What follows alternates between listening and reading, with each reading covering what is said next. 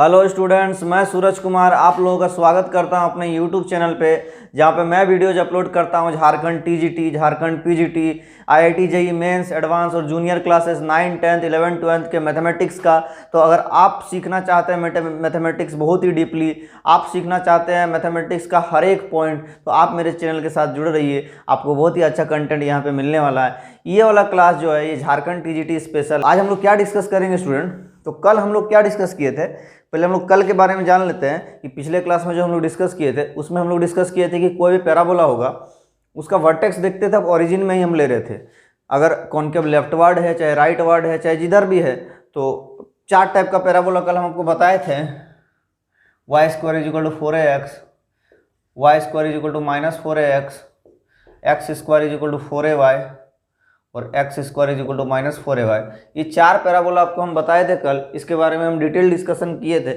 आज हम लोग इससे कुछ हट के देखेंगे कि वर्टेक्स अगर ओरिजिन में नहीं रहा तो पैराबोला तो कहीं भी हो सकता है, पैराबोला तो कहीं भी हो सकता है, वर्टेक्स ओरिजिन में होगा इसका क्या जरूरी है? तो वर्टेक्स कहीं भी हो उसके लिए आज हम लोग जो है डिस्कशन करेंगे, ठीक है। तो स्टूडेंट चलिए शुरू करते हैं। Duster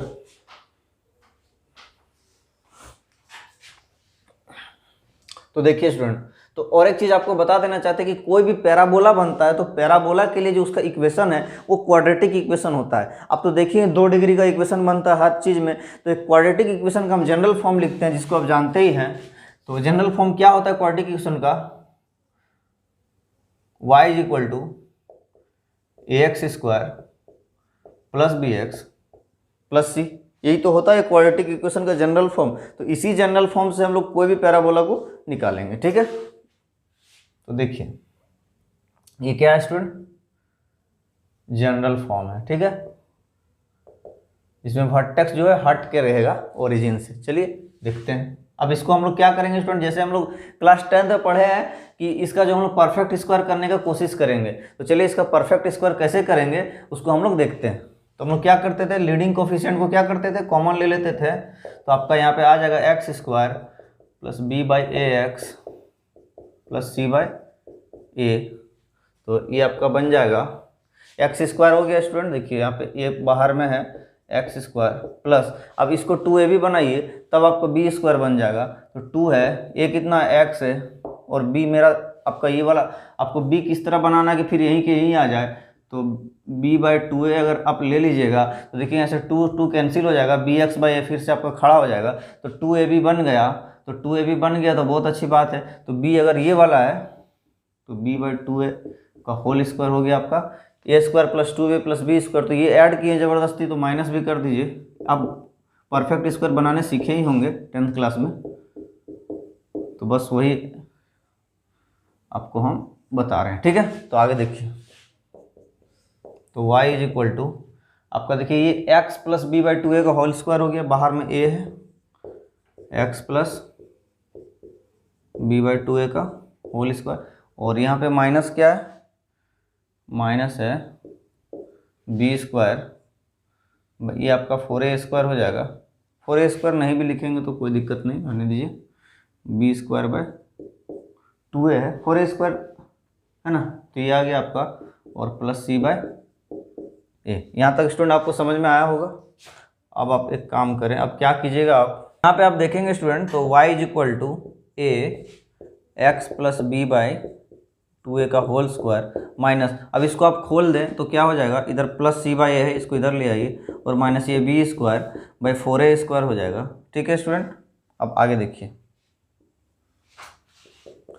y is equal to A x plus B by 2a का होल स्क्वायर है ना, ये आपका एक ब्रैकेट और आएगा, और आप यहाँ पे एलसीएम लीजिएगा तो आपका आ जाएगा 4a स्क्वायर, और यहाँ पे आपको 4ac आ जाएगा, और माइनस यहाँ पे बी स्क्वायर आ जाएगा, ठीक है। एलसीएम ले लीजिएगा। तो अब देखिए इसको कैसे हम चेंज करते हैं, अभी देखिएगा आप, x plus B by 2a का होल स्क्वायर, अब यहाँ से माइनस कॉमन ले लीजिए, आपको क्या होगा देख लीजिए, प्लस टू माइनस बन जाएगा, कॉमन ले लीजिएगा तो यहाँ पर आ जाएगा B square minus 4ac upon 4a square. अब आप एक चीज़ ध्यान दीजिएगा कि बी स्क्वायर माइनस 4ac क्या होता है, डिस्क्रिमिनेंट होता है। देखिए यहाँ पे बी स्क्वायर माइनस 4ac क्या होगा, डिस्क्रिमिनेंट होगा। तो डिस्क्रिमिनेंट लिख दीजिए डिस्क्रिमिनेंट डी होता है, तो b by 2a minus D upon 4a square. ठीक है, लिख सकते हैं, तो लिख सकते हैं। तो आप ले आइए y, इधर ले आइए plus D by 4a square, आ जाएगा। तो यहाँ पे y देखिए, यहाँ पे y जो है a जो है इसमें मल्टीप्लाई होगा। अब देखिए यहाँ पे a आपका इसके साथ भी मल्टीप्लाई होगा, क्योंकि a पूरे में है, एक इसमें है पूरे में। अगर आपको ध्यान दीजिएगा आपको, तो यहाँ पे a पूरे में आपको मिल जाएगा, क्योंकि a कॉमन लिया हुआ था। तो a अगर पूरे में आ जाएगा तो यहाँ से आप इसके साथ भी a मल्टीप्लाई कर दीजिएगा आपका, तो यहाँ पे भी a आ जाएगा, और इसके साथ भी मल्टीप्लाई कर दीजिएगा तो यहाँ पे भी a आ जाएगा, और a से कैंसिल हो जाएगा students.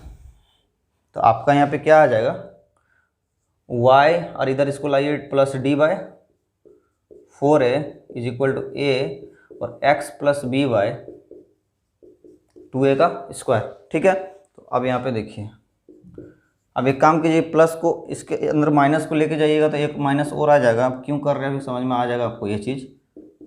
Is equal to a x minus, और यहाँ पे a को स्टूडेंट यहाँ पे आप ले आइए 1/a, इस पूरे के इसमें ले आइए 1/a। ठीक है, यहाँ पे आपका आ जाएगा, और x minus minus of b/2a लिख सकते हैं, b/2a लिख सकते हैं। यहाँ तक तो आपको कोई दिक्कत नहीं होना चाहिए। और यहाँ पे क्या है स्टूडेंट, स्क्वायर है।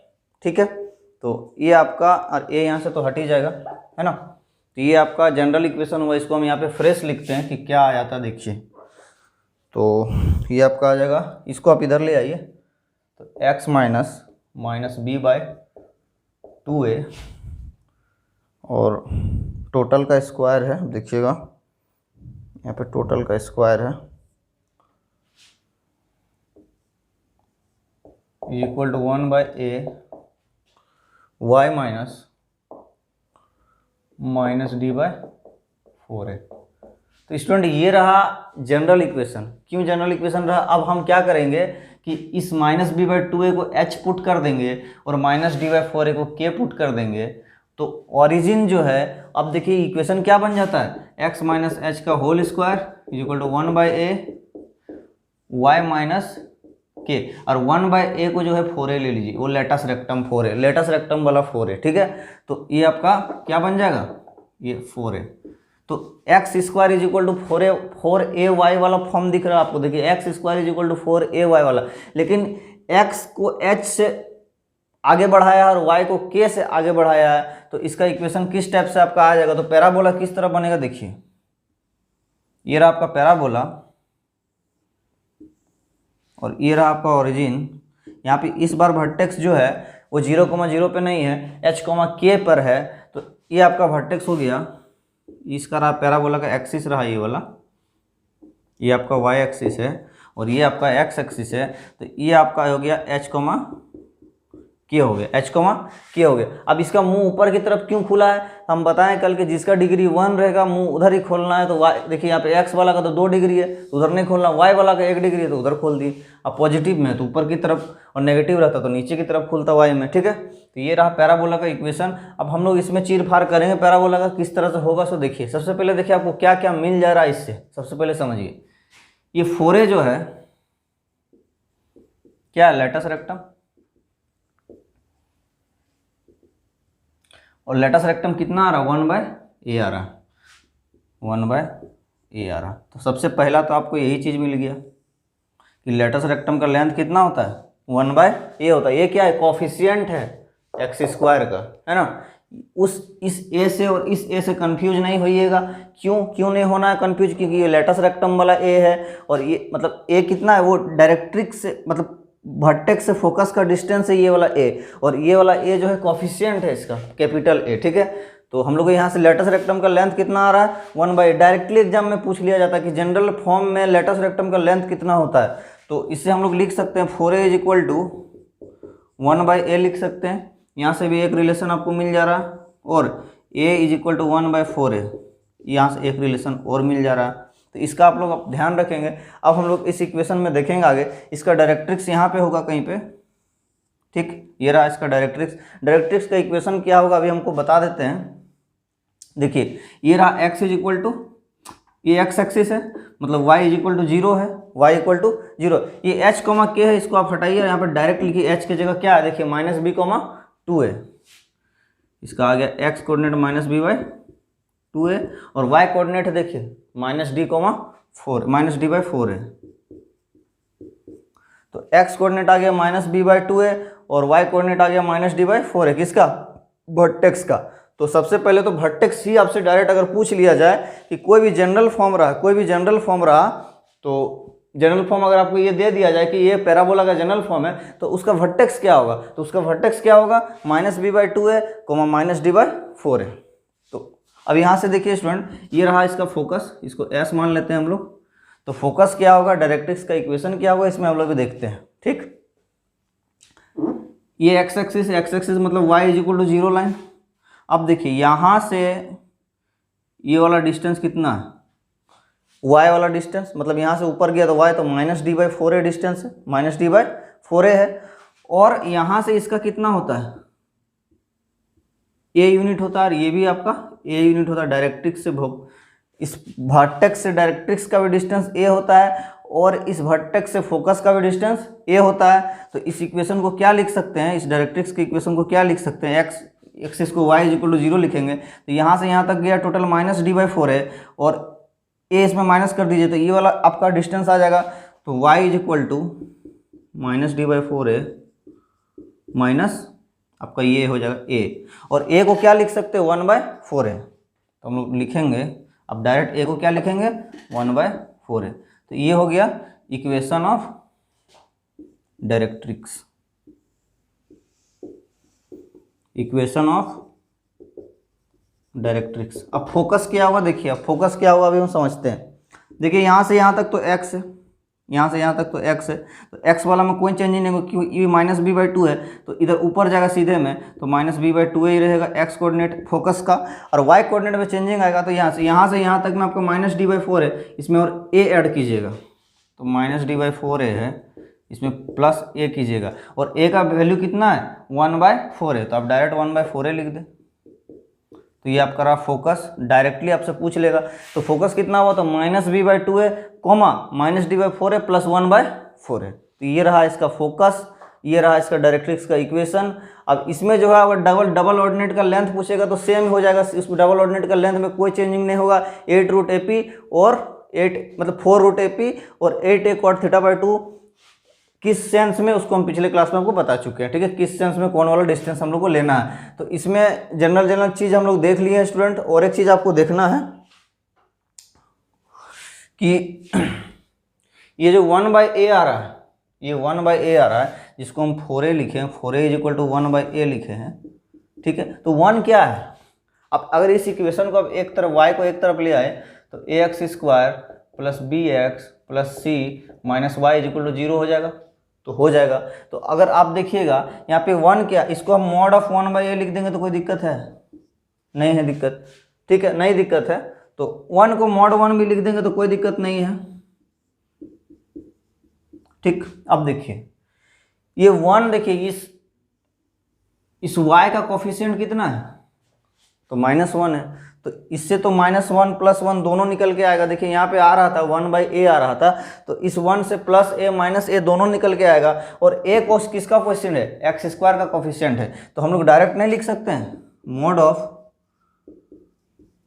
कोफिशिएंट ऑफ y, क्यों y का, क्योंकि -1 है, अपॉन कोएफिशिएंट ऑफ x² लिख सकते हैं। तो लिख सकते हैं। ये किसका लेंथ हुआ, तो लेटस रेक्टम का, क्योंकि 4a है। तो latus rectum is equal to, और एक चीज आपका आ गया, coefficient of y upon coefficient of x², मतलब कोफिशिएंट ऑफ लीनियर डिग्री वाला upon coefficient of quadratic degree, मतलब 2 डिग्री वाला।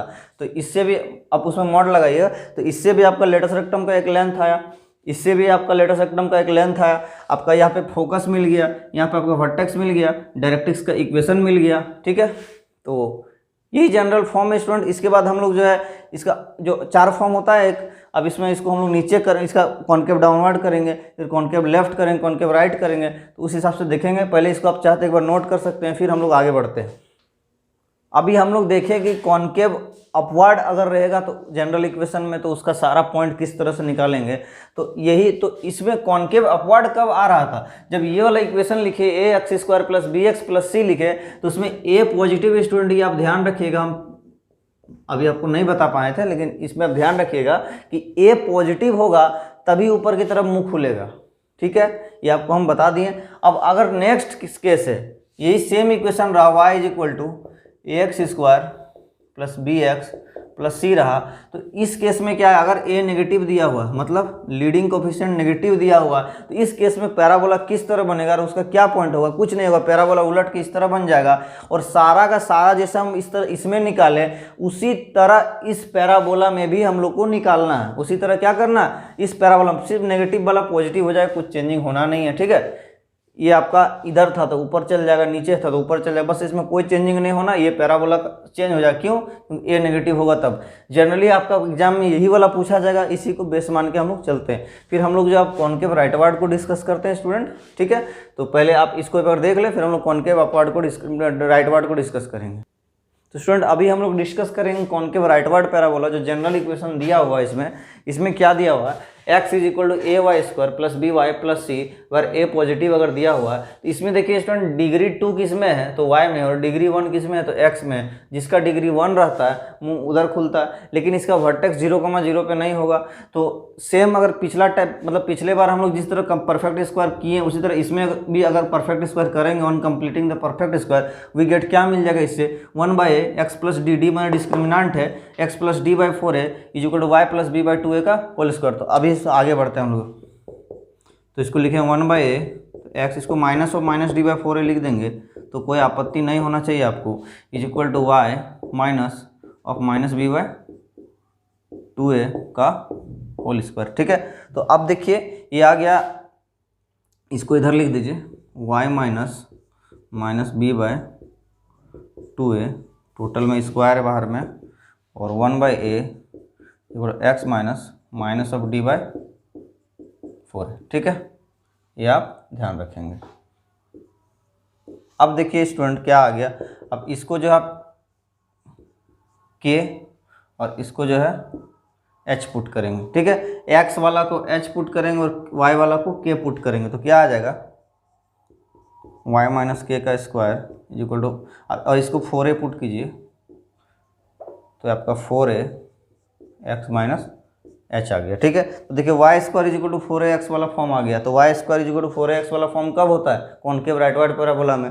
लेकिन यहाँ पे y को k से डिस्प्लेस किया है और x को h से डिस्प्लेस किया, तो हम लोग पैराबोला ड्रॉ करते हैं पहले।